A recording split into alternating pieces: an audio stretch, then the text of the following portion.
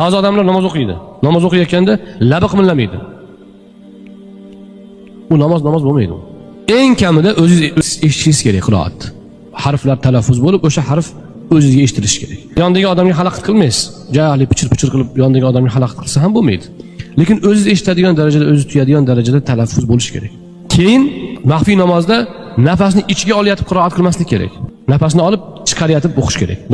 Ba'zida shunaqa holat kuzatiladi. Ketaveradi. Nafas kiryapsa ham o'qiradi, chiqyapsa ham o'qiradi. U talaffuz, to'g'ri talaffuz bo'lmaydi. Nafasni olasiz, bir jumla, ikki jumla o'qiysiz, nafas tugasa ikkinchi nafasni olib yana faqat tashqariga qiroat qilish kerak. Ichiga qiroat qilinmaydi. Bu mana maxfiy namoz va maxfiy zikrlarga tegishli narsa. Agar lab qimirlamasa, tunov kuni men ko'zim tushdi kimgadir, mana shunaqa turadiganlar bor. Shuna turaveradi.